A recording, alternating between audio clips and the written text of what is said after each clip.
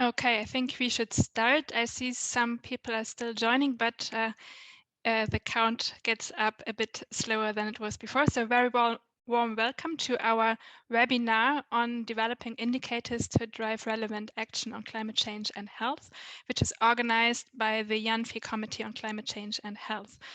I'm very happy to introduce our panelists, as you can see on the screen.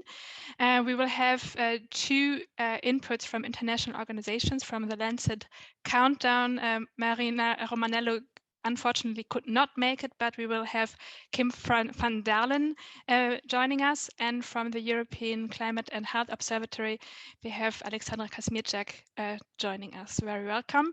And then we will have 4 inputs from national public health institutes. And I will introduce each speaker before the talks in more detail. Before we start, I have some housekeeping remarks.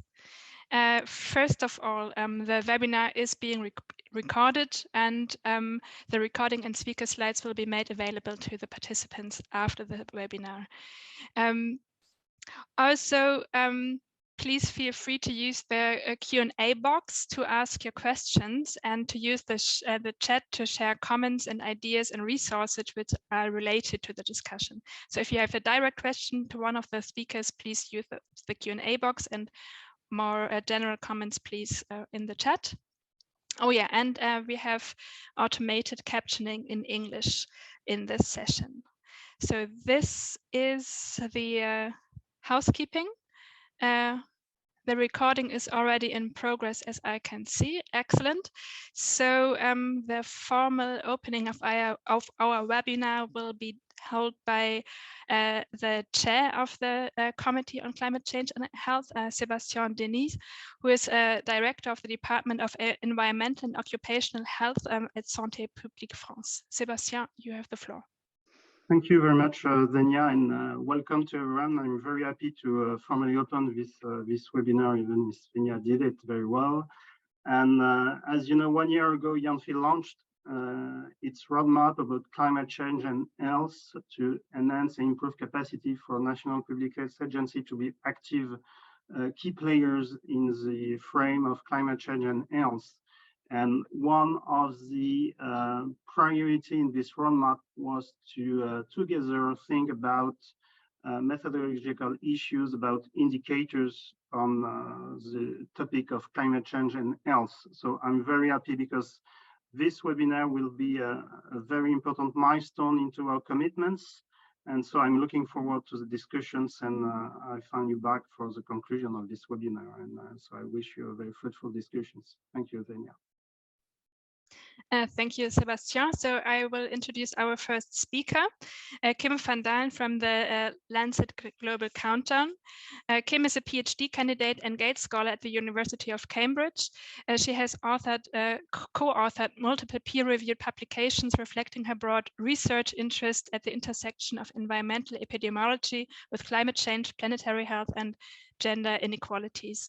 She also pursues her interests through part-time and volunteer work, including as a research fellow for the Lancet Countdown in Europe and the Global Lancet Countdown, and as a research coordinator for the international NGO Women in Global Health, and previously as a research consultant for the World Bank.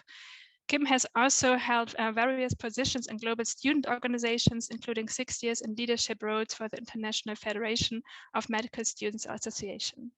Kim, the floor is yours. Thank you so much, Vanya. I'm just going to share my screen. If you could give me a sign when it is up. Is it working? Yes, it's working. Brilliant. Thank you so much. Thank you for the kind introduction, and thank you so much for being here. Today, I will present on the Lancet Countdown collaboration on behalf of our Executive Director, Dr. Marina Romanello, who is currently very busy at COP27 and has a bit of trouble getting connected. But first, to give a bit of background, two of the publications that led into the Lancet Countdown work was one publication that was published in 2009 by the Lancet and the University College London, led by Professor Anthony Costanello, that concluded that climate change is the biggest global health threat to the 21st century.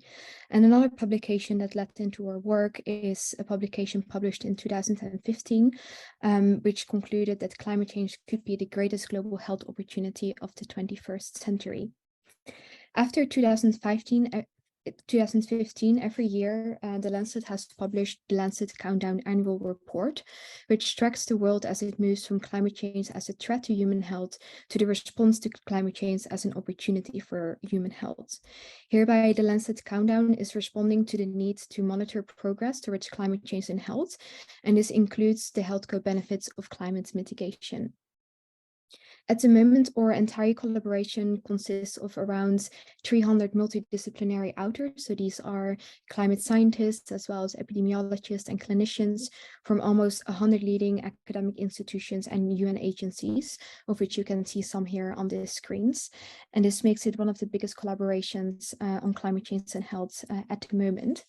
And this is just to illustrate some of the reports that we have been publishing since 2015 that are tracking climate change and health across different indicators and really help to better understand the links between health and climate change for the past decades.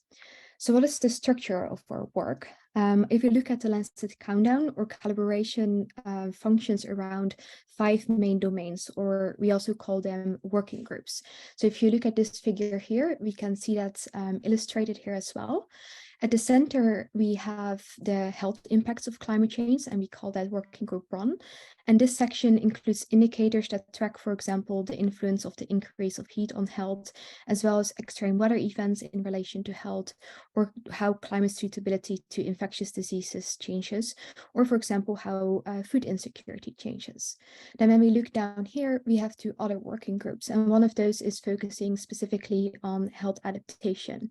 And in this working group, we have different indicators, and those focus firstly on the assessment and planning of health adaptation. Secondly, they focus on indicators that look at the delivery and implementation of adaptation.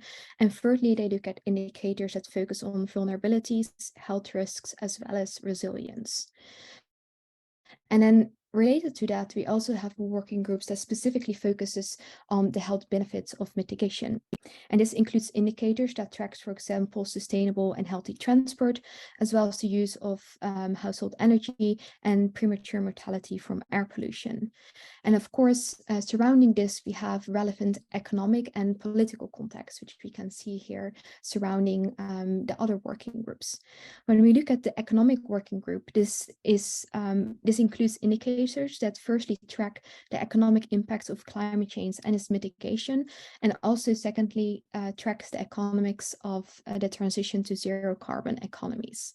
And then our last working group, which is more focusing on the political context, really looks at different indicators that, for example, track media coverage of health and climate change, but also indicators that look at individual engagements of health and climate change, scientific engagement, government engagement, and corporate sector engagement. So this is just a broad idea of what our structure is like. In addition to our global collaboration, our regional centers focus on local and national implications of climate change and public health. And currently we have 6 different regional centers that you can see depicted in this slide. So this year, you may have seen that a few weeks ago, we published our Global Lancet Countdown report, but next to that, we published several regional reports as well, among which was the first indicator report in Europe, which is a collaboration that I'm a part of as well, but also the 4th indicator report on Australia, the 3rd iteration of the report on China, and our South America collaboration is currently coming up with a report that will be published soon. As I am closely in part of the Europe collaboration, I will highlight a bit of the work that we have been doing there. So the Europe collaboration, as or other regional centers, very closely mirror the structure that I just presented of the Global Lancet Countdown. So we all have these 5 different working groups across which we track the progress on climate change and health. And overall, in our report, we have around 44 different contributors that have 33 different indicators. Several of these indicators are quite similar to the global report, but we have also developed indicators that are more unique to the Europe collaboration. For example, an indicator that is specifically focusing on tick-borne diseases. Overall, the conclusion of our report was that implementation of ambitious mitigation adaptation strategies, sorry for that, will not only increase human lives and well-being in Europe, but also in countries that have historically contributed least to climate change. Two other things that I wanted to highlight as well is that Europe is very closely interacting with the European Climate and Health Observatory, and I'm sure that Alexandra will tell you a lot more about that after this talk. And within this, we are aiming to support Europe in preparing and adapting to climate change by providing access to relevant tools. And the Lancet Countdown in Europe specifically is thereby also contributing indicators. So if you go to the Observatory website, you can find an indicator section that has all kinds of different indicators, including indicators from the Lancet Countdown that looks, for example, at the climate suitability for transmission of dengue, Zika, and chikungunya. And there you can interact and look at the specific data for your country of interest. Something else, a case study that we wanted to highlight is that we have been working with the National Institute of Health in Italy to use Lancet Countdown data to produce a comprehensive national observatory. So what we did here is that we used Lancet Countdown data that was reported at the national or subnational level across the 5 different working groups that I structured out before. And when the better data was available, we used Italian data. And this allowed for a very standardized and comparable reporting of the specific observatory, but also when we look at our different regional centers and the global Lancet Countdown, they're all adhering to a similar framework.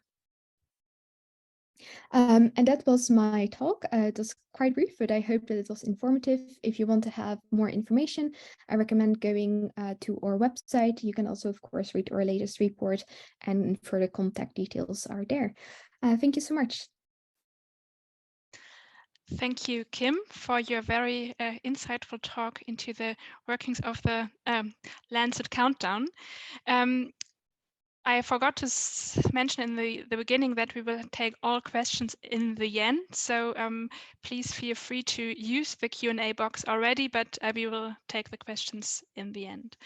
And with that, I will come to our next speaker. Dr. Alexandra Kazmierczak coordinates the European Climate and Health Observatory at the European Environment Agency, as we just heard. She has a particular interest in social inequalities in relation to exposure to climate change hazards and social justice in adaptation responses. She has a long experience in urban adaptation to climate change. Before joining the EEA in 2017, Alexandra carried out research at University of Manchester and Cardiff University, focusing on assessing social vulnerability to climate change and the role of green infrastructure for human health and well-being. Alexandra, you have the floor. Thank you very much, and good afternoon, everyone. Let me just share my screen. Could please someone confirm that it worked? Yes, we can see it. Thank you very much. So indeed, I'm working at the European Environment Agency, which is one of the independent agencies of the European Union. We are based in Copenhagen, in Denmark, and our main job is to collect environmental information from our member and cooperating countries, repackage it, synthesize it, analyze it, and provide it for decision makers to support policy making.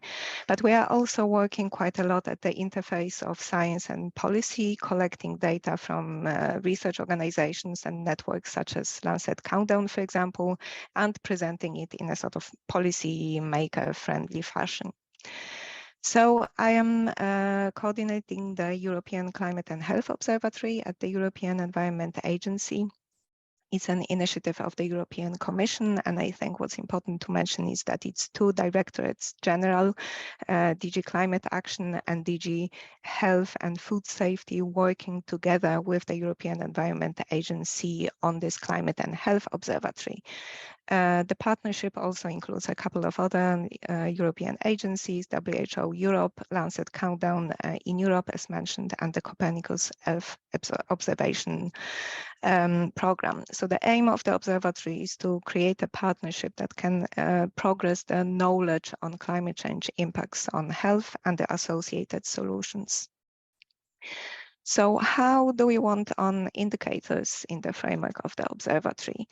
Well, the main aim of the observatory, as specified in the EU climate law, is to better understand, anticipate, and minimize the health threats caused by climate change. So we really need to understand the temporal changes in the exposure, vulnerability, impacts, and climate hazards themselves, as well as the geographical differences in order to be able to act.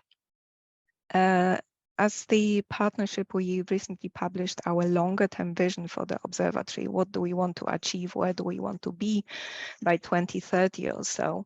And the first objective is that the observatory users, such as the policymakers, decision makers in the sphere of climate change adaptation and public health as well, can monitor the key climate-related health risks, impacts, and adaptive responses through robust indicators. Our indicators page at the moment is a bit messy.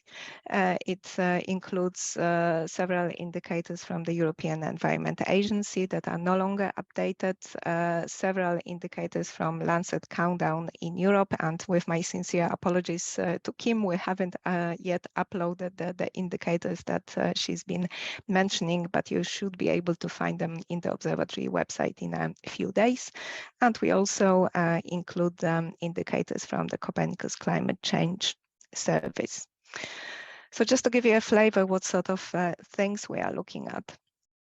For example, in terms of the indicators that are associated with the climate hazards themselves, we are drawing on the knowledge produced by Copernicus to look into the future to see what the climate projections and the different climate scenarios have in store for us, for example, in terms of the occurrence of health-related heat waves, the very warm and very humid days that pose the danger to human health, which were not really a problem in the past, but are likely to be a problem in the future. We also look at some issues related to exposure. For example, for 100 European cities, we looked at the exposure of schools and hospitals in relation to the urban heat island effect. And the results are rather striking, showing that nearly half of the hospitals and 4 out of 10 schools are located in areas that are on average 2 degrees warmer than the city average. Similarly, we looked at the distribution of healthcare facilities in relation to potential flood-prone areas at the regional level across Europe, and it seems that 1 out of 9 hospitals might be located in flood risk areas. We also look at the other side of the coin to the exposure, the vulnerability, the characteristics of the European society that make it more prone to the negative health impacts from climate change. And here we draw on the knowledge produced by the Lancet Countdown in Europe, colleagues, the indicators of vulnerability and how they are being driven by the aging society, by the prevalence of different diseases, and by the urbanization status across different parts of Europe. We also have some data relating to the impacts, what sort of impacts climate change is having on people. And here it gets a bit tricky, because at the EEA, we are using the databases of the reinsurance companies, such as Munich Re, which are collecting the data from insurance companies, but also from a variety of various databases and country reporting, as well as news articles, for example. So, for example, according to one of those databases, there's been around 126,000 deaths associated with heat waves over the period of 1980 to 2020. But it's not the only database. We also use another the database that allows us to distinguish between different years, different countries, and different types of events, based on which we can draw the information about the deaths associated with wildfires and flooding, for example. However, the numbers between those two databases differ slightly, which sort of shows one of the problems of trying to get a consistent database on the climate change impacts on health. We also look at the solution side of things, and to analyze the baseline, we looked at the adaptation national policies in the field of climate change adaptation and in the field of health, to be able to see which types of measures are being proposed in those policies. So it seems that the monitoring, surveillance, inclusion of early warning systems is the most popular measure that is being proposed by both types of strategies. But we can also see, for example, that the national adaptation strategies are promoting many more types measures compared to the national health strategies across Europe. We are also looking at a specific type of adaptation response, which is access to green space. For example, we mapped, based on the Copernicus land monitoring data, distribution of green space in European cities, and also with specific focus on the provision of green spaces around hospitals and schools. And it's quite interesting because we can see that European cities on average have around 42% of green space within their administrative areas. However, the areas, the most immediate surroundings of hospitals and schools are much less sparse when it comes to green space. So only 16% of the area from hospitals is green space, and only 9% of the area around schools is in green space, showing the exposure or the lack of adaptive responses around the schools and hospitals in European cities currently. And with the new Copernicus data coming every few years, we should be able to monitor the progress made in that. So that was a very brief snapshot of the types of data and information with regards to climate and health indicators that are stored in the observatory. And I think that the main conclusion is that we suffer from major data gaps when it comes to the impacts that are attributable to climate change or impacts attributable to extreme weather events. And we also have major knowledge gaps when it comes to the effectiveness of solutions. This is something that we mainly can assess on a case-by-case basis, looking at good practice examples in depth. We are planning on collaborating more closely with the International Association of National Public Health Institutes. And I mentioned that recently we published this vision for the observatory. What do we want to achieve in the next few years? And apart from having a robust set of indicators, we would really like to aim into further integration of adaptation to climate change into national and subnational health policies.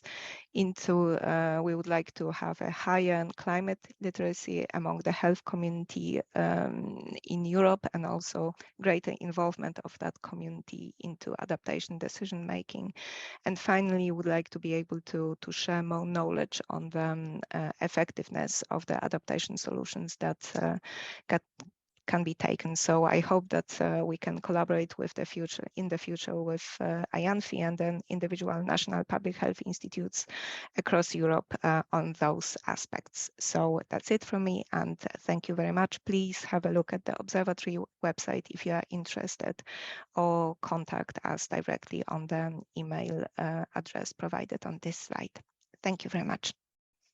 Thank you, Alexandra, for your insights into your project and the observatory, as well as the invitation for collaboration. After these two inputs from the international perspective or international collaborations, we will now hear 4 insights from national public health institutes, and I will first introduce all 4 speakers, and then they will give their presentations. So we will hear from Dr. Giovanni Leonardi. He is head of the environmental epidemiology team at the UK Health and Security Agency. Dr. Leonardi is a medical doctor qualified in Bologna, specialized in public health in Italy and the UK, where he is a fellow of the Faculty of Public Health. He has conducted research in environmental epidemiology from 1994 at the London School of Hygiene and Tropical Medicine and published in public health agencies on topics including health impacts of exposure to water and soil contaminants, indoor air quality and flooding.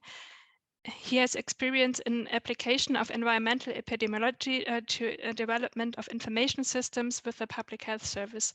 He is a past president of the Epidemiology and Public Health section of the Royal Society of Medicine.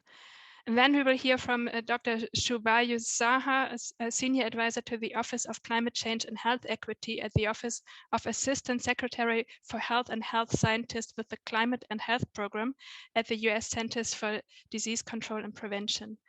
Dr. Zaha works on translating health risk assessments related to a range of climate hazards like extreme temperature, flooding, air quality, extreme events, to actions that promote health equity, reduce adverse health impacts, and enhance climate resilience.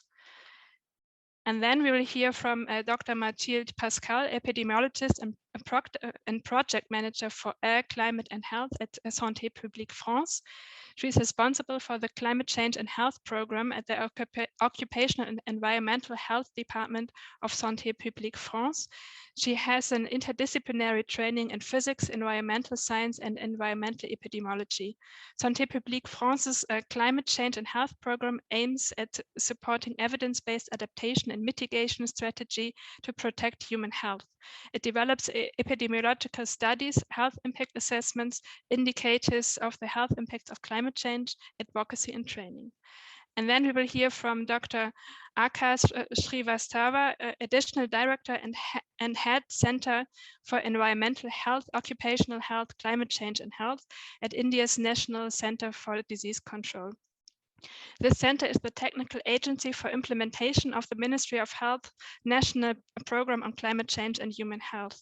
This national health program provides a platform to India's states and union territories to prepare the health sector for the challenges specific for their geoclimatic zone. After his MD, Dr. Srivastava went to the National University of Ireland to pursue a master's in public health and doctorate in epidemiology. So after this quick introduction, the floor goes first to Giovanni, please. Thank you very much for inviting me to this webinar and for the kind introduction. I hope you can see the slides. They're not in presenting mode yet. Now we have the speakers display.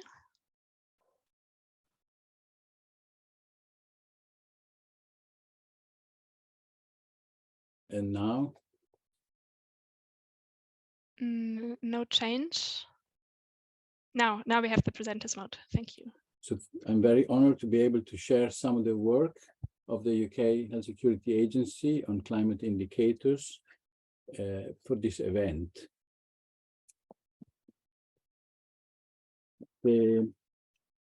This year, the UK Health Security Agency has launched a Centre for Climate Change and Health Security with a broad remit to contribute to the National Adaptation Plan and the Climate Change Risk Assessment as required by the UK Climate Change Act, and with the remit to produce regular updates, an overall report on health effects of climate change, and to plan response to several types of adverse weather events.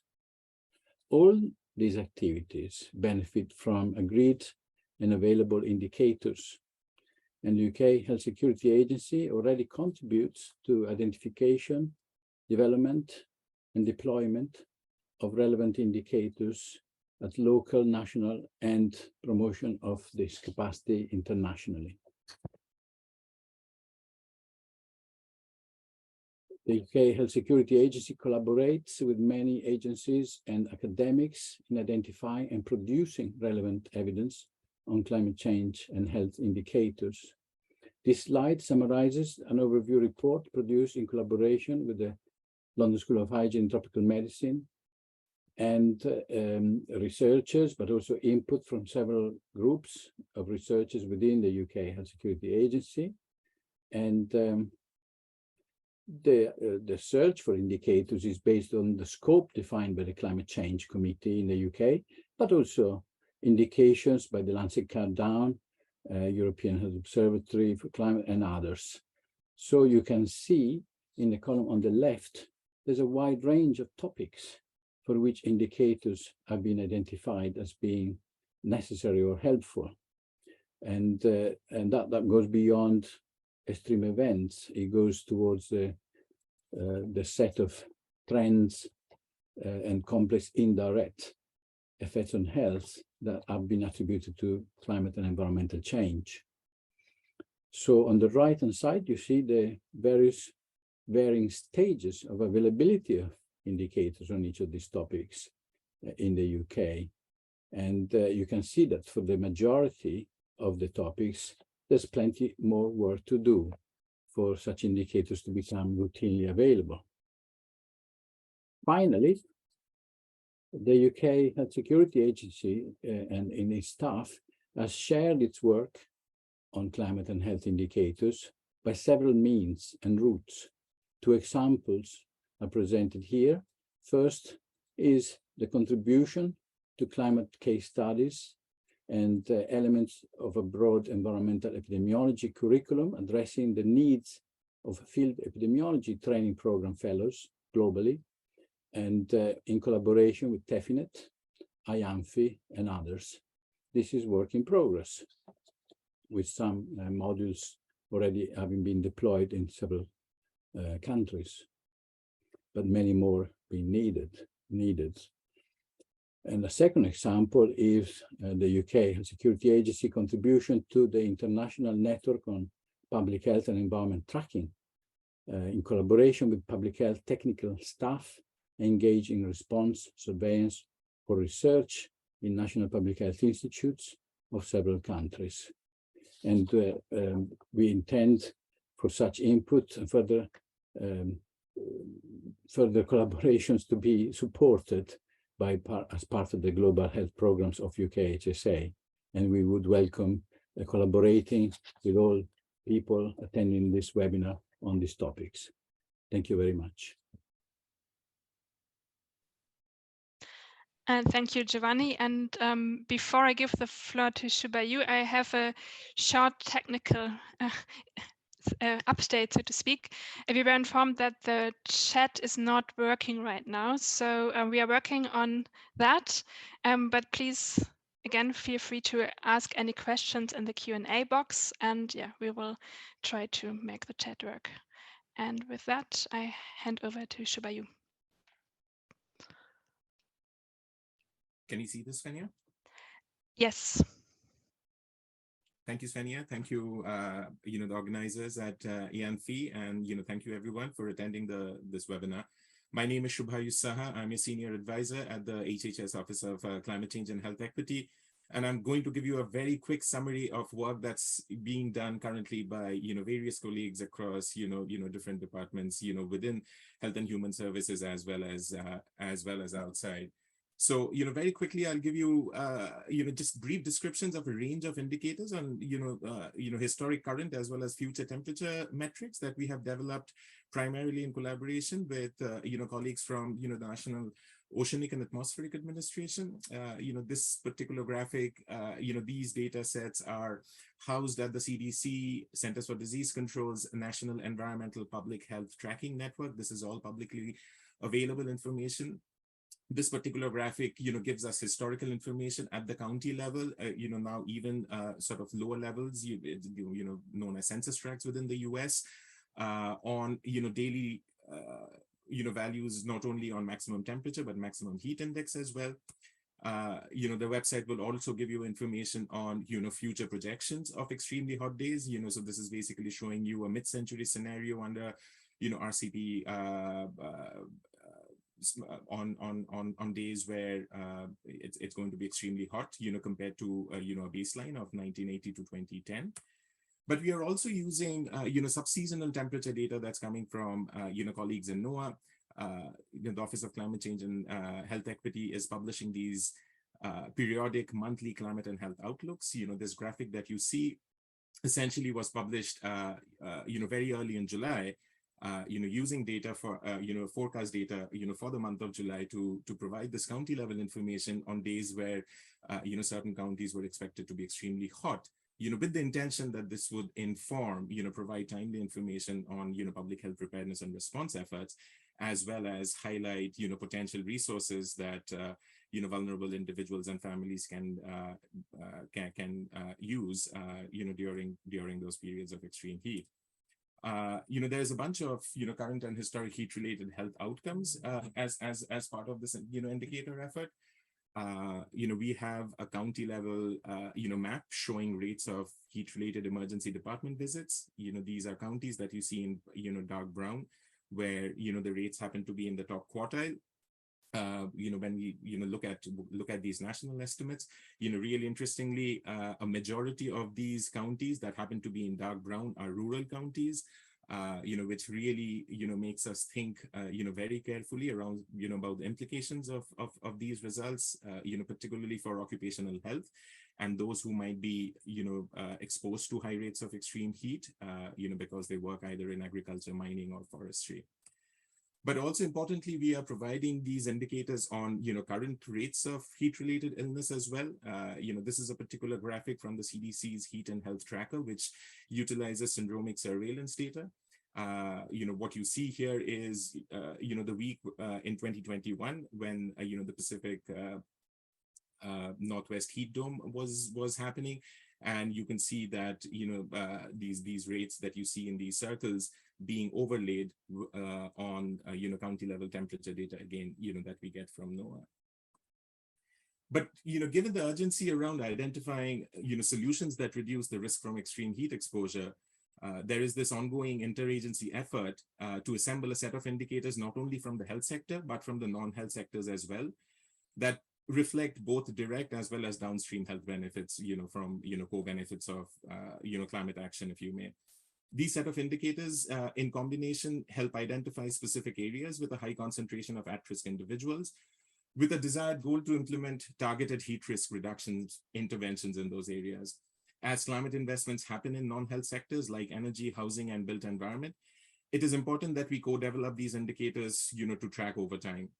So in the context of extreme heat, recent statistics from the National Emergency Services on heat-related medical responses show that around 60 to 70% of these heat-related cases happen inside the residence of the patients.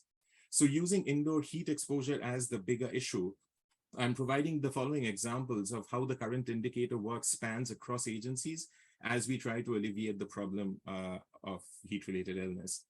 So through the Department of Health and Human Services, health insurance programs are expanding benefits to purchase air conditioners, fans, and air filters in cases where there is a medical necessity for those.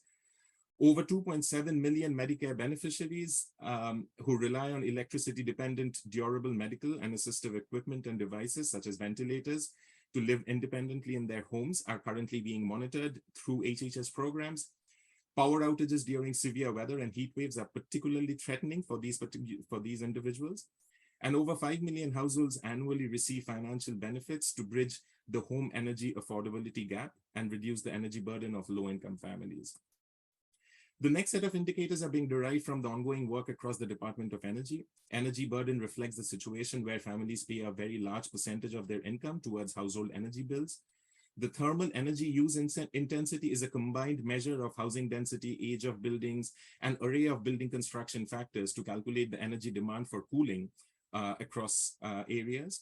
And the Weatherization Assistance Program reduces energy costs for low-income households by increasing the energy efficiency of their homes while also ensuring their health and safety. The set of indicators developed using data from the housing sector are related to the challenges around housing insecurity, especially for those living in rental facilities or paying or who have a difficult time paying for their mortgage, as well as those who are living in mobile homes, which become increasingly risky, particularly during heat waves. And using remote sensing as well as citizen science approaches, urban heat island mapping efforts are increasingly being used to measure disproportionately high rates of ambient temperature in urban neighborhoods. Research shows that these urban areas have been discriminated against over many years through racist housing and development policies, resulting in this unholy nexus of lack of green space, poor housing, and poverty that makes residents living in these particular neighborhoods particularly vulnerable. And so these are important set of indicators from the perspective of climate change and health equity broadly, as it provides critical information now to identify areas with high health risk during heat waves. And it also would help us track trends in health outcomes over time, which we can use to assess effectiveness of interventions that are being implemented in these areas to reduce these particular health outcomes. Thank you so much for your attention. Look forward to the question and answer session. And thank you, Shubhayu.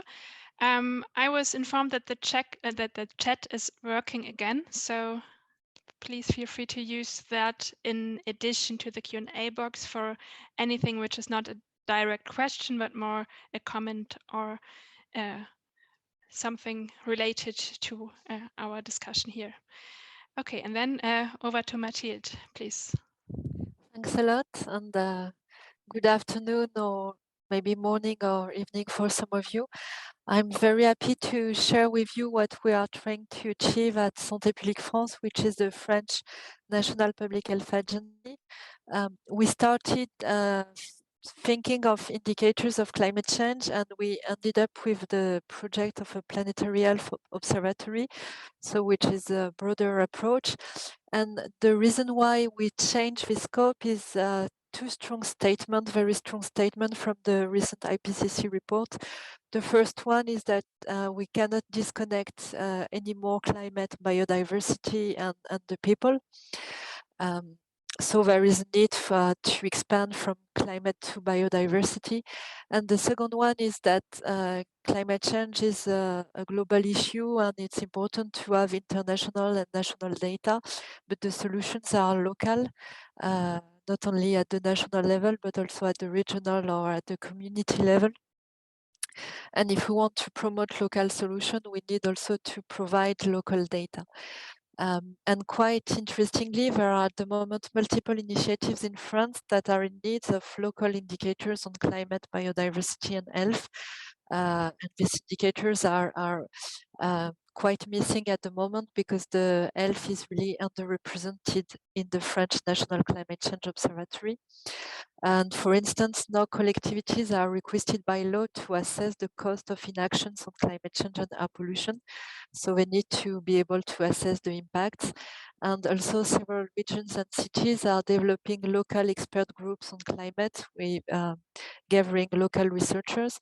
So they have access to knowledge, they have access to data, and what they miss maybe is a method. And as a public health agency at Santé Publique France, we are really used to produce indicators on health and indicators to support evidence-based policies, but few of these are really linked with climate change or with environmental disruptions, and few of these are available at a geographical scale that is really meaningful for local action. So that's why we want to create an observatory to connect all this. And the mission of the observatory is going to be to facilitate the production of relevant indicators to support climate and biodiversity policies in France. And to do that, we will produce, and we have started already, methodological guidances to define what is an indicator, what are the minimum requirements in terms of quality, what is needed to facilitate the connections of environmental and health database. So the idea is not that we will produce all the indicators, but also to facilitate the production of indicators by others. Another very important point is to facilitate and organize, harmonize the indicators across geographical scales, sorry. So we have this data produced by the Lancet Countdown, for instance, at the international or regional, broad regional scales, but we also need to connect that with city level indicators, for instance.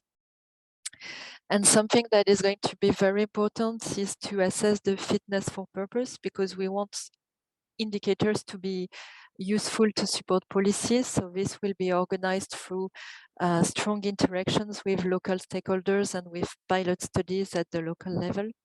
And of course, all this will be strongly interdisciplinary.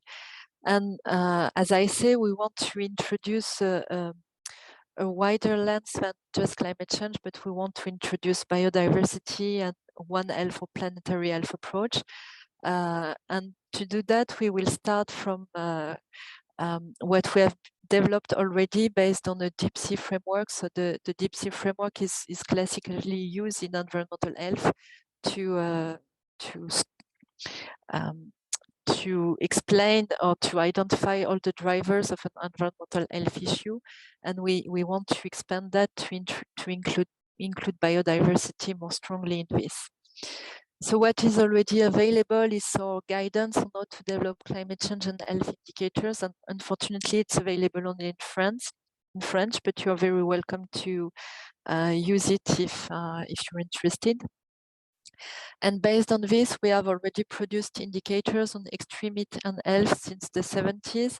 And we have produced more specifically indicators of exposures, of the mortality impacts, and also an economic valuation of these mortality impacts. And all this data is freely available through our website. And what we are still working on, the first thing is a scoping review to identify the relevant health topics that should be assessed through a planetary health approach in France. Of course, to develop new indicators, and we are working on vector-borne diseases, for instance, or on air pollution, create relevant partnerships with environmental agencies and with pilot territories, and expand the guidance we have produced on climate change and health to a more planetary health approach, or I should say systemic approach, because we are still unsure that planetary health is the main framework we will adopt. And again, the idea here is to start from a theoretical point of view, but really to test it on pilot territories, and the test will take place next year. Thanks a lot for your attention, and very happy to exchange with you later on. Thank you, Mathilde, and I will hand over to Akash.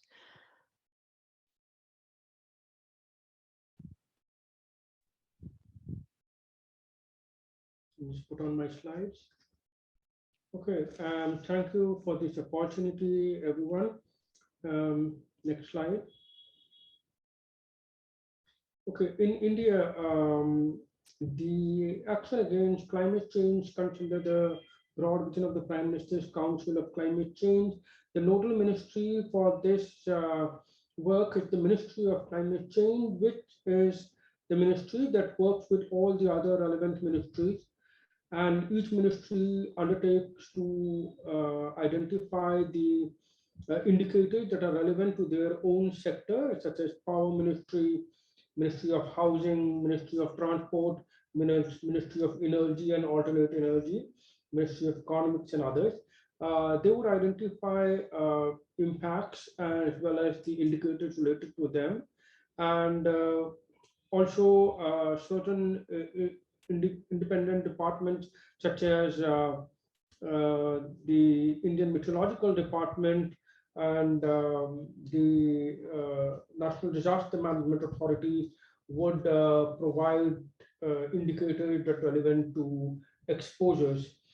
The mission on health that was included under the Prime Minister's Council on Climate Change was primarily to address the areas that could be addressed by the health sector and the health professionals and the health facilities in the country, with the goal to reduce morbidity, mortality, injuries, and health vulnerability to extreme weather and climate variability. Next, please.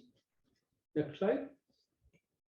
So the areas that have been identified as of now to work under this national program on climate change and human health, which is the program that implements the objectives of the health mission under the Prime Minister's Council on Climate Change, are the following listed here on this slide. As of now, we've been able to largely focus on issues of air pollution, heat-related illnesses, and green and climate resilient infrastructures, and are slowly moving towards vector-borne diseases, extreme weather events, and waterborne and wash-related issues.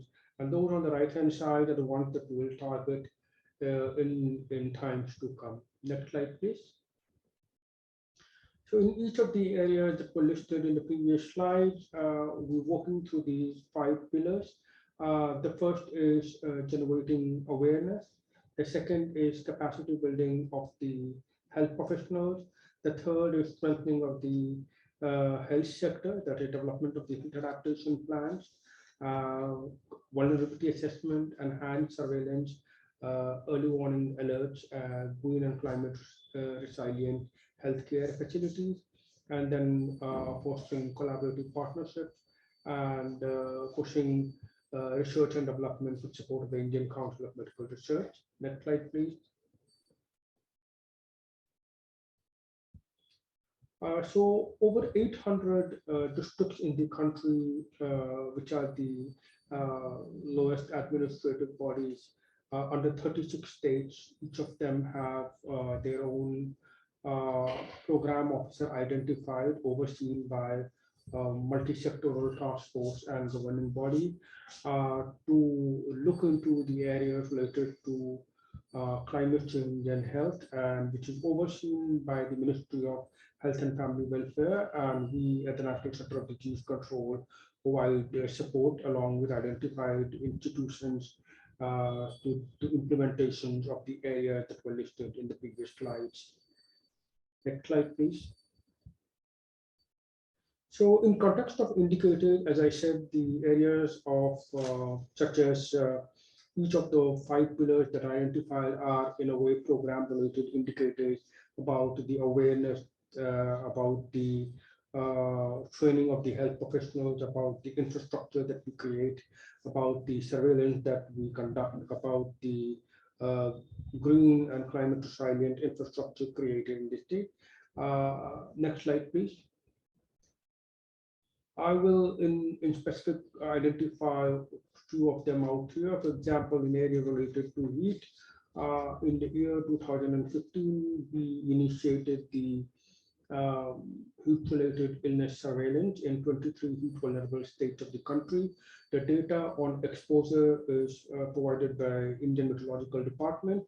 We are able to map the areas, and we get early warning signs in forms of heat days forecast for the next 5 days to the level of districts and sub-districts. And we work with the health facilities of these areas to do necessary preparatory action and collect data on heat-related illness cases, suspected and confirmed heat stroke deaths. Next slide, please. From 2015 to 2021, we did away eventually with collecting information for all the heat-related illnesses, as that became overburdening with so much of data, and we restricted our data collection only to heat stroke and heat stroke deaths. But as per the available scientific literature, we realized that we will expand beyond heat stroke deaths, and now we also collect information on emergency admission, all-cause deaths, and confirmed cardiovascular deaths, and also social autopsy, that is death investigation on suspected heat stroke deaths. And these data are then analyzed in relationship with the information that we get from meteorological department about the heat wave days and the temperature and other relative meteorological variables to make sense out of them. Next slide, please. The other one that we work on is respiratory illnesses. We initiated this surveillance in 2017 in the state of Delhi. This is unlike heat, which we collect from almost all the facilities. This information is collected in the form of sentinel surveillance from only tertiary facilities, emergency departments. The priority is 122 cities, which have been identified as non-attainment cities, which means cities which have higher levels of pollution. We've been able to expand the pollution to 58 out of those 122 cities as of now. We collect information about the emergency visits, the respiratory cases in the emergency visits, and how many admissions and the type of treatment that was required to provide for them. And very soon we would be trying to expand that to other events like cardiovascular and cerebrovascular. Next slide, please. So the major challenges as we expand to the surveillance across the country, the challenges about getting complete and timely data and to be able to make that analysis. So we are in process of changing to digitalization of surveillance, developing digital tools for data collection, and as and when it happens, it'll become probably easier for us to collect that information and do analysis. But there's also other challenges, such as especially validity of each stroke cases, considering that it's largely a clinical diagnosis, and such challenges also are part of our problem. Next slide, please. The program-related indicators I mentioned, apart from the basic indicators like the amount of awareness, trainings, and other work that we do, we have indicators on percentage of health facilities that have adopted green and climate resilient methods. We are, as of now, focused on ensuring energy audits in all health facilities, replacements of light to LED lights, putting up solar panels and rainwater harvesting in health facilities across the country, waste management plans, and India is prone, a lot of districts in India are prone to flood and cyclones, and therefore measures that are taken up to the flood and cyclone resilient infrastructure for healthcare facilities. We also have a vulnerability assessment that's done using climate hazards and trying to overlay maps with maps of available health facilities and health parameters, and we'll probably be able in near time to see how health-related parameters are related to parameters of climate hazards and also to extreme weather events. And then also other indicators are related to the action plans that are developed, such as the action plans of states and subject-specific adaptation plan. That's it. Thank you.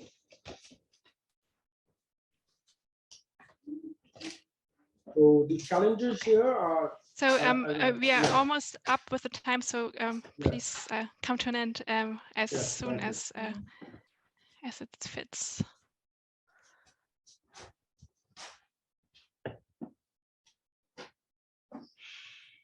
But I mean, you can finish your talk, but time is up. Okay, fine. Okay, thank you. Thank you again, Akash, and thank you everyone from the National Public Health Institutes for your insights from your work in your institutes. For the final discussion, I would like to invite everyone back up on the panel. Unfortunately, Kim had to leave early, so there was one question for her in the Q&A, which she already replied to. I will read that and ask you again to put your questions in the Q&A box. I saw some in the chat, which I will try to keep up with, but it's easier if you put them in the Q&A box, so I have a chance to actually see them. But I will start with the one that Kim already answered. I will read the question and the reply, and then I will read the other questions. So the question for Kim was regarding the case study in Italy, which hurdles, barriers arise? Was it easy for Italy to use this blueprint from the Lancet Countdown? And Kim replied that there were no major hurdles with adapting the Lancet Countdown framework as such, but something that is overall challenging is to be able to obtain indicators at a more granular level. At the moment this case study was run, the data from the global Lancet Countdown was utilized as a basis. This is available on a country level at minimum. And then there are some links, and I think you can all see the questions. So I think you can read the links. And there was also a question about links in the chat. As we mentioned in the beginning, the slides, or not the slides, but the recording will be made available for participants. And I think then you can read the links from the slides. I don't know if there are any other options. This is a question I have to give back to the IANPHI organizing crew. Maybe you can answer to the, reply to that also in the chat. But now I have another question for Giovanni. You showed a table with different indicators, one about indicators of the health impact on climate mitigation actions with no recent data. Do you have plans how these indicators would look like, or what it would contain? You are still muted. Thank you for the question. The issue about attribution comes in here, because are we intending to produce indicators where the mitigation action has been shown to benefit health directly, or are we satisfied that the reduction of emissions that cause global warming, climate change is being sufficiently documented to result in a cascade of indirect adverse health impacts? If the latter, then the monitoring of the mitigation value of a certain intervention is relatively more simple and can be monitored much more simply. So we're still discussing that, and I suppose we will end up having to choose some available metric, and I would imagine that it is along the lines of this second type that I mentioned. Mm-hmm. Thank you. And then there's a question, I think, for everyone. Is there a repository for the health national adaptation plans for the different countries? Maybe, perhaps, Alexandra, you know something from the European level about that? Yes, the short answer is not that I'm aware of. In the analysis of the health strategies at the national level that we've done, that was quite a job for the consultants to actually find the relevant documents, because there is no central repository. I think specifically in relation to the adaptation plans for the health sector, there were only several countries in Europe that have such plans. So I think that was Finland, Sweden, and North Macedonia. I think another source of information could be the recently launched portal by the WHO, WMO joint office, climahealth.info. They have a comprehensive web page with country profiles. So that might be another source of information where it could be at least identified whether a certain country has a plan in relation to health. But what we've done in the Observatory for Europe was to collect a sort of repository of national climate adaptation strategies and the national health strategies or equivalent documents where the information about the measures to address climate change impacts on health could be found. Mm-hmm. Thank you. And as I just saw one hand coming up and then going down again, of course you can also raise your hand and then you will get the floor, but I have some more questions also in the Q&A box.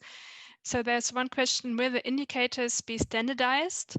And someone else replied to that. It's with a follow-up question: does IANPHI have a role as a coordinator and standardize a subset of indicators? So maybe these two questions can also be answered together.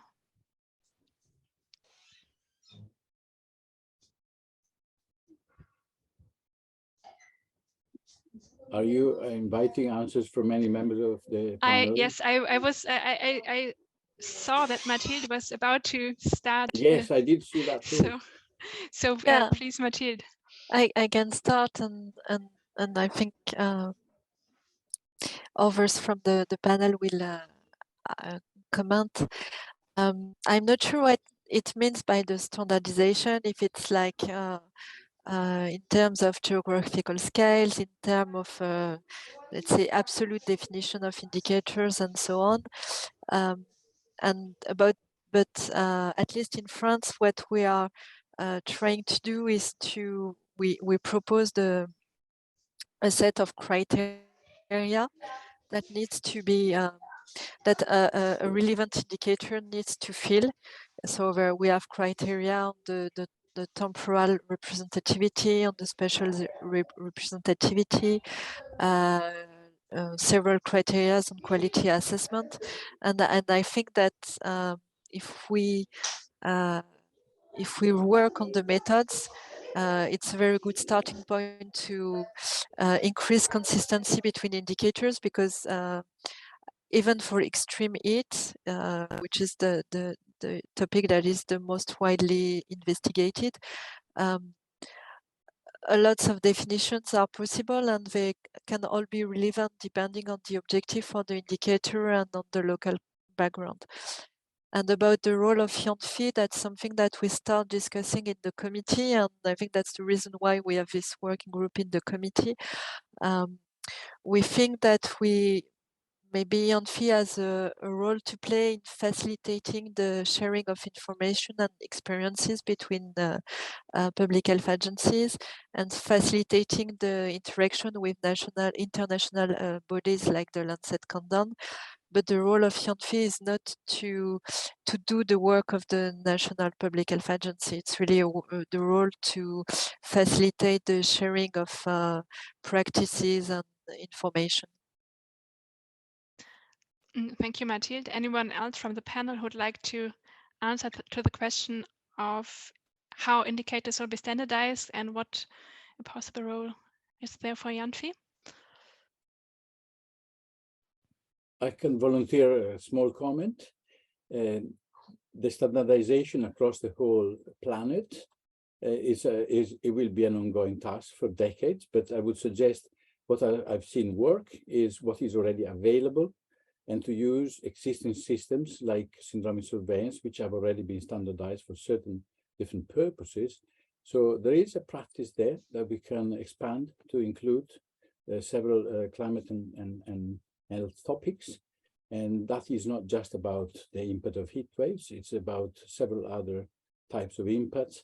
So it is already possible to compare some of these indicators across different type of countries. No doubt, starting from that, what is available will maintain some differences, but I think we can learn from each other, and I certainly support the role of IANPHI in making that easier. Mm-hmm. Thank you. This is Shubhayu. In the United States, as we have developed those indicators that are up on the CDC's Environmental Public Health Tracking Network, you can imagine, that involved working with multiple states, 48, 50 states, and the role that CDC played, one of the roles was, creating these guidance documents in terms of how individual agencies can prepare those indicators, which, the motivation to provide that guidance, that technical assistance was standardization. So maybe, that's the role that, IANPHI, plays in terms of, of course, with consultation with, folks within Lancet who have already laid out a methodology to sort of create these indicators, which are uniformly available across different parts of the globe, to then provide that guidance to individual countries, so that similar indicators are socialized, developed, and socialized. Mm-hmm. Thank you. I have one question in the chat which is kind of related to this, so I will ask this now and then go back to the Q&A box. Basically, it's a question with two parts. The first is, what is the criteria to select indicator in developed and least developed countries? And the second part of the question is, since the lack of instrument, a lack of awareness in air pollution with the scientific community and so on, how can we come up to minimize the health impact globally?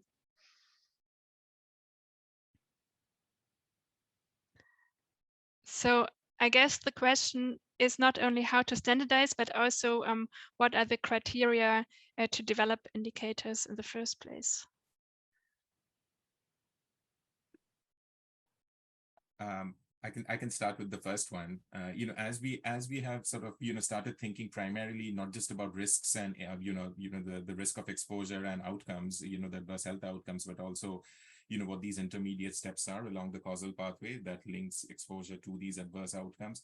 I think it's been, very interesting, this whole sort of discussions, collaborations around creating indicators have been important for engagement, primarily, speaking with colleagues in the Department of Energy and Housing and Development, in built environment, land use planning and such, to think about what would be these points of intervention where, strategies, climate investments in the health sector or in the non-health sector can actually have downstream health benefits. And as we have sort of thought about, thinking about energy security, thinking about housing insecurity, thinking about these built environment indicators like urban heat islands and such, it has really allowed us to engage non-health communities in the discussions that we have tried to articulate how climate strategies can bring about health benefits. So it's the prioritization of these indicators have primarily been driven by what information exists out there, and how well we've been able to articulate what these downstream health benefits are from these climate actions that are happening in the non-health sector. Thank you. Anyone else who wants to remark on that? Well, there is a lot of available criteria that we are already considering. But for example, is an annual frequency of an indicator sufficient? And these and other criteria have been discussed with different users in the UK. And it's clear that for the trends, the annual frequency of indicators is maybe sufficient for most users, but for some of the other inputs, people prefer to see availability, flexibility of more frequent or less frequent indicators. And so there will be a mix of I think there's a dialogue now about the obvious topics like the more we want to prevent, the more we will look at drivers of health inputs rather than just the health inputs.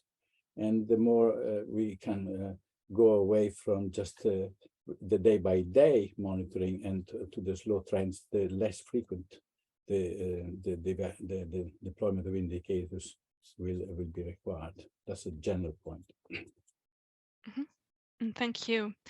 And yeah, maybe please, to comment on the second part of the question on the lack of data and awareness on air pollution within the scientific community.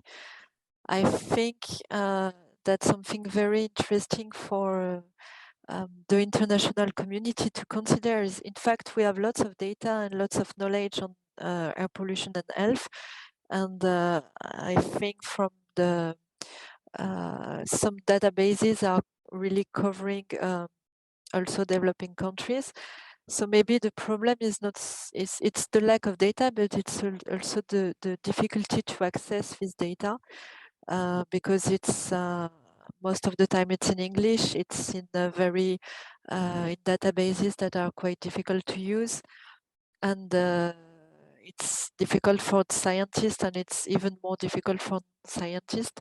So I think there is also an effort to facilitate access to the data, and this implies translation, some very simple things, but translating not only in English but in other languages, and training people.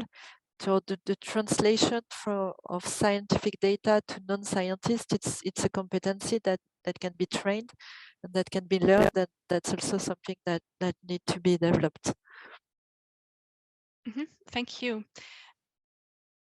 Anything else to add on that question from the panel? All right, then I will go to the next question, which is about the purpose. So the question is, what is the aim of all of those indicators? Are they aiming to drive policies and regulations? Are they aiming to evaluate and drive companies' activities? Are they only aiming at evaluating population health? Alexandra, please. Yes, thank you. Very, very good question. What is the point of all that? In the case of the European Climate and Health Observatory, we are very much driven by the policy needs, by the recognition that we don't know enough about climate change and health to be able to make informed decisions about that at the European level. when it lies in the European Union competencies. But for example, the indicators that we produce can support development of policies and regulations at the national level. For example, when it comes to things like what's included in the policies, we've had some comments from the country representatives in our network saying, well, we need the information about, for example, what sort of regulations exist in different countries, so we can go to our decision makers and say, hey, look, this and that country already are doing this. Can we also have that, because it's doable and it's done by others?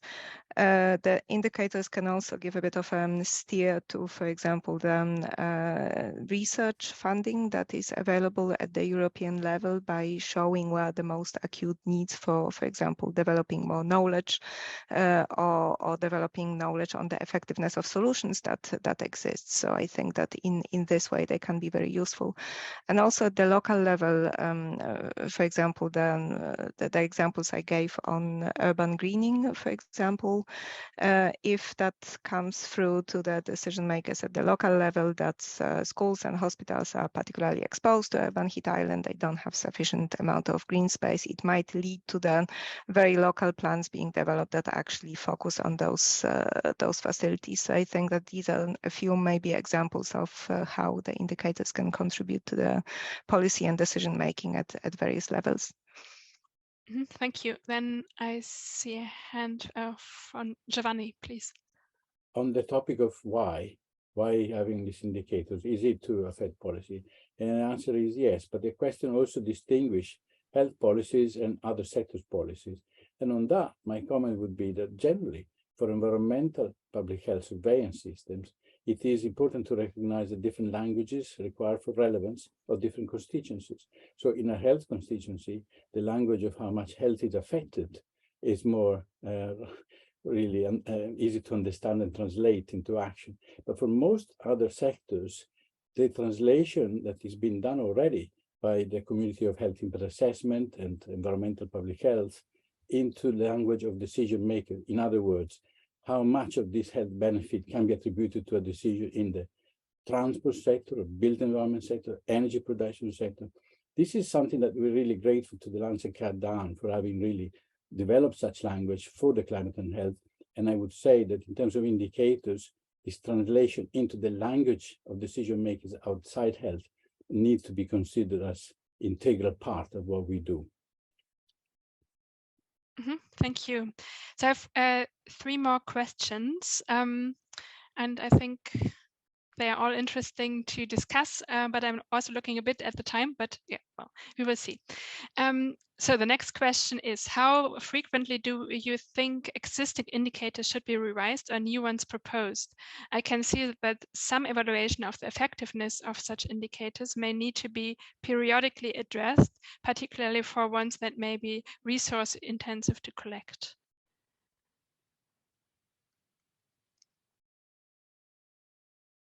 Anyone volunteers to answer that question about revision of indicators? Yeah, I can start. I think the frequency of updating the indicator, it will really depend on the topic that is monitored.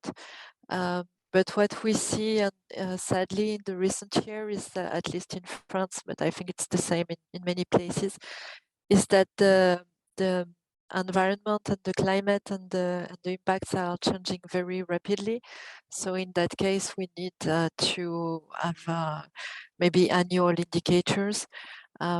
So I think it depends on the topic, but it's also a race, because the environment is changing very quickly. So we need to be able to adapt to that, and it's the same the rate at which we need to propose new indicators. I think today the human resources in agencies and in universities that are dedicated to that is insufficient, because it takes a lot of time to develop indicators, and the time is again against us, because everything is changing rapidly. So I would change the question, and the question maybe is not at which rapidity we need to provide indicators, but it's to put sufficient resources on that so that we can follow the rhythm that is imposed by the environmental changes.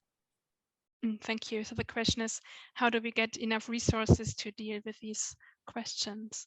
Shubhayu, please.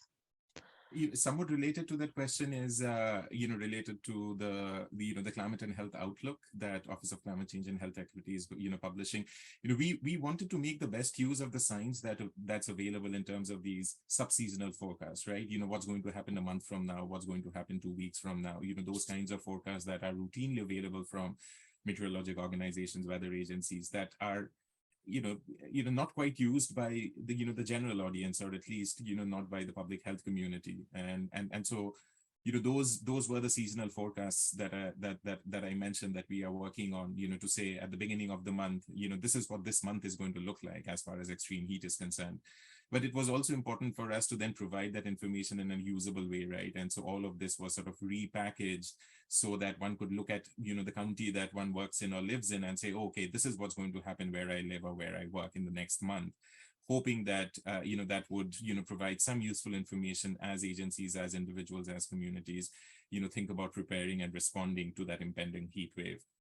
What we also did was at the end of the summer season in late October, we kind of looked back at what happened, over summer of 2022, from April to September, and provide sort of a consolidated, evidence on, we kept telling you that, the summer season is going to be bad.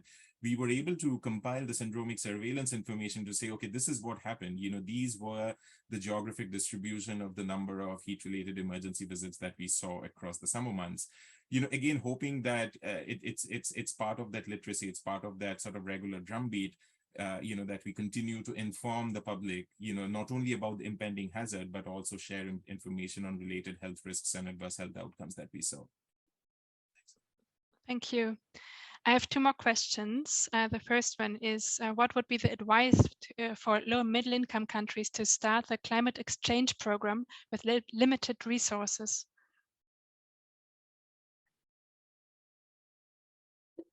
I can volunteer an initial answer. Go ahead.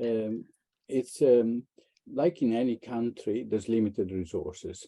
And the way I suggest is work in the UK is to start from existing resources rather than bidding for more. I mean, after a few years of using existing resources to recognize that the response to a heat wave is part of the already expected response to any incident in the environment, that has been very fruitful. After a few years of doing that with no existing resources, then the government realized that this needs to be done better, and they provided some resources.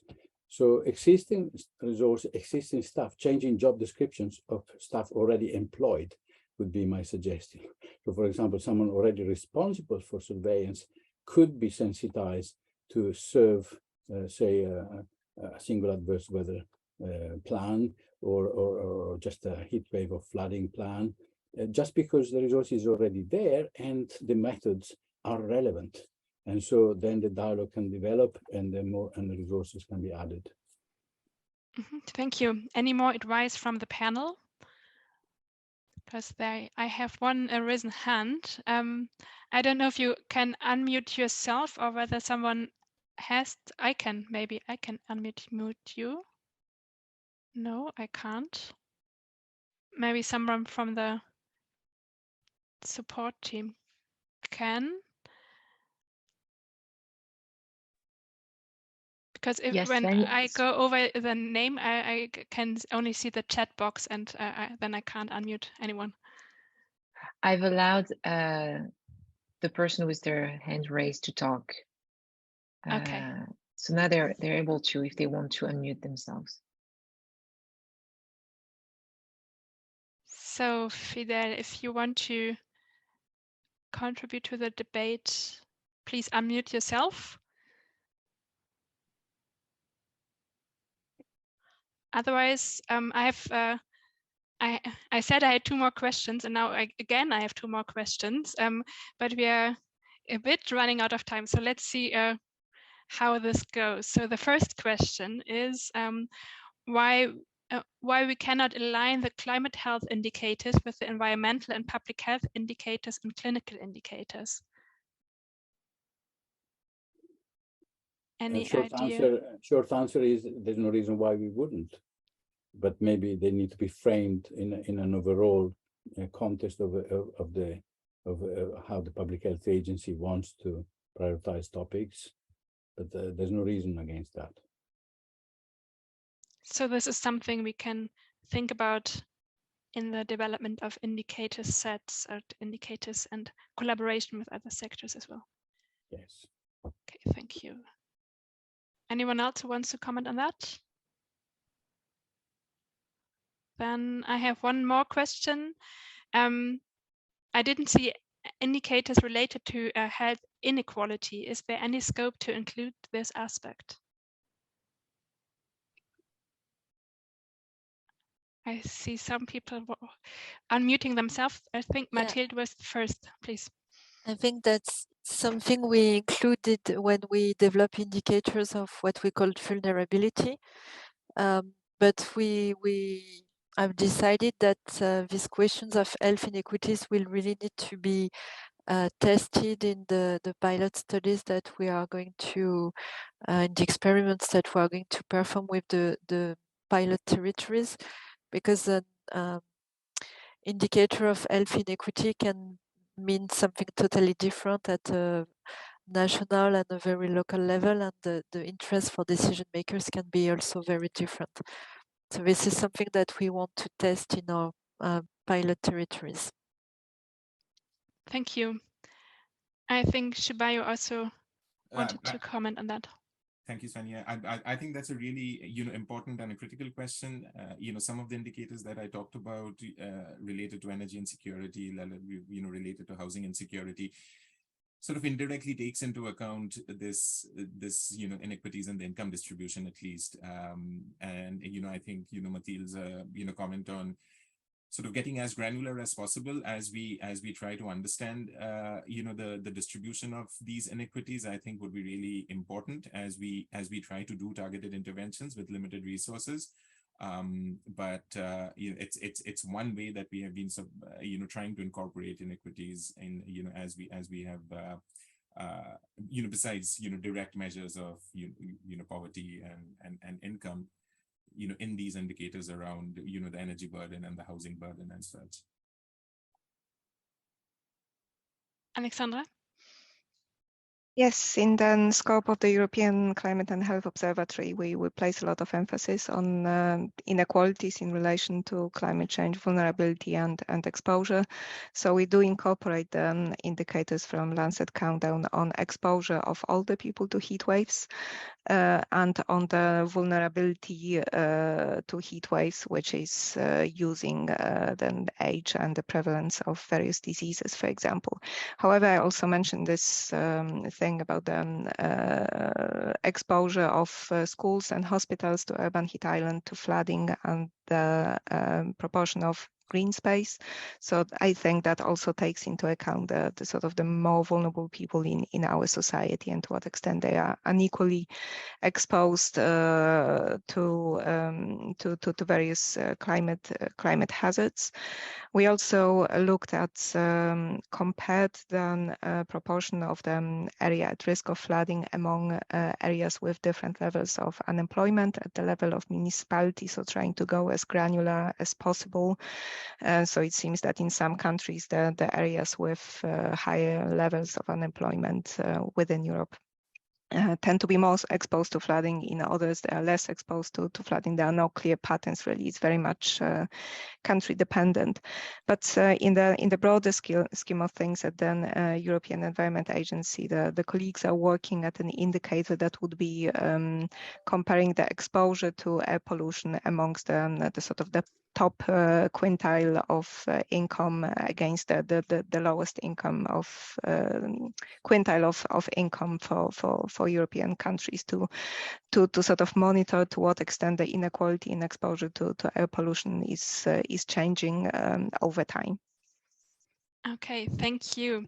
Time is already up for our first webinar of the IANPHI Committee on Climate Change and Health, and I want to thank you all again for your presentations and the discussion, and for the closing remarks I hand over to Sebastian again. Thank you, Stenia, and thank you to all these very brilliant speakers and experts on climate change and health. So we've seen that indicators are critical tools to track and capture climate-induced health impacts, harness evidence, and implement effective public health interventions. And I was very happy to see that this webinar was very fruitful, because it's really one purpose of this standing committee of IANPHIs on climate change and health. To me, some keywords were expressed by the different speakers. Intersectorial collaboration, it should engage the action. And so the indicators are also a matter of how do we use public health as a driver of actions regarding adaptation and mitigation policies. And I think that's really a key issue, and that in this frame, national public health institutes are really good example of institutes that should facilitate the interaction between the different sectors that are involved in the mitigation policies and adaptation policies, such as environmental settlings, agroecosystems, etc., etc.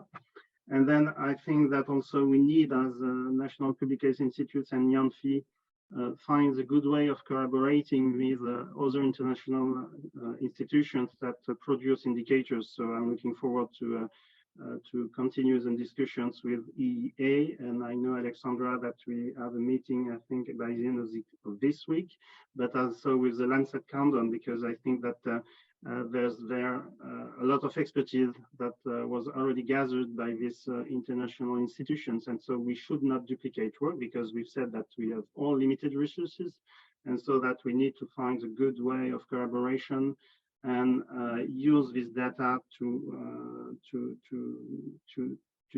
facilitate the action, and so to show to the policy makers that these indicators do exist to act. It's not only a list of evidence, but it's also there to act and to promote and protect public health.